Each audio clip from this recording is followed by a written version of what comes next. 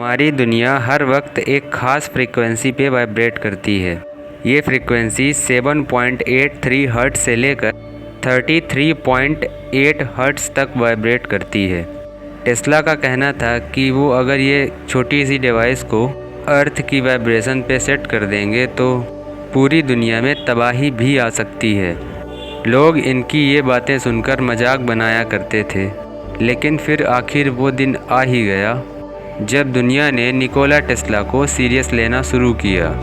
हमारी रोज़मर्रा की ज़िंदगी में शायद ही कोई ऐसी चीज़ है जिसके पीछे निकोला टेस्ला का हाथ नहीं। इलेक्ट्रिसिटी से लेकर दुनिया में किसी भी कोने में बैठे फ़ोन पर बात करने तक, इन सब में निकोला टेस्ला का बहुत बड़ा हाथ है। इनसे पहले इलेक्ट्रिसिटी को एक जगह से दूसरी जगह पहुंचाना बहुत मुश्किल हुआ करता था। इनसे पहले कुछ ही मीटर तक बिजली को पहुंचाया जा सकता था और उसमें भी एक छोटा सा बल्ब ही जल पाता था।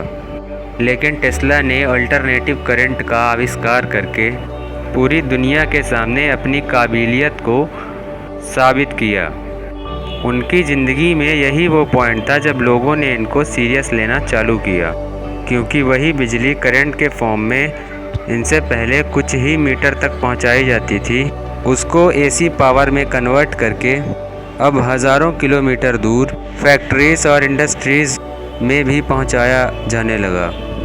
इसके अलावा Tesla hydro electric power system के भी इन्वेंटर थे, जिससे आज अमेरिका की 31% इलेक्ट्रिसिटी और चाइना की 95% इलेक्ट्रिसिटी इस्तेमाल की जाती है।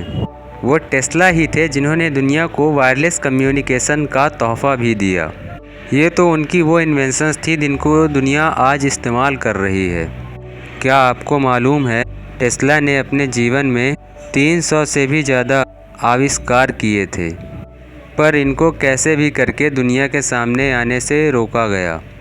ऑल्टरनेटिंग करंट तो उन्होंने बना लिया, लेकिन अब वो चाहते थे कि वायरलेस कम्युनिकेशन की तरह इलेक्ट्रिसिटी को भी पूरी दुनिया में बिना वायर के ट्रांसपोर्ट किया जाए। उनके पास नॉलेज तो बहुत थी, लेकिन एक चीज़ की बहुत कमी थी और वो था पैसा। वो अपना ये आइडिया लेकर जेपी मॉर्गन के पास गए।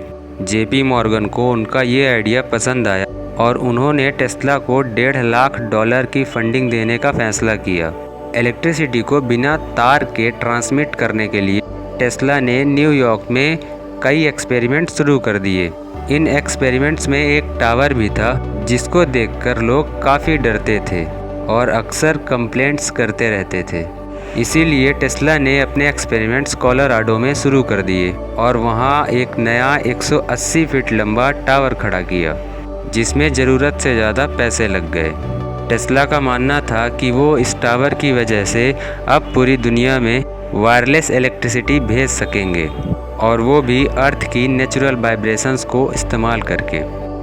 जेपी मॉर्गन, जिन्होंने टेस्ला के इस प्रोजेक्ट को फंड किया था, वो अब इलेक्ट्रिक वायर और उसकी इंसुलेशन बनाने वाली फैक्ट्री के भी बहुत बड़े इन्वेस्टर थे। इसके अलावा अमेरिका में कई कॉपर माइंस के पीछे भी जेपी मॉर्गन का ही हाथ था। उनको शायद मालूम पड़ गया था कि टेस्ला अपने एक्सपेरिमेंट में कामयाब हो गए हैं, और अगर ऐसा हो गया तो ये चीज़ उनके इलेक्ट्रिक वायर्स के बिजनेस को बहुत नुकसान पहुंचा सकती है।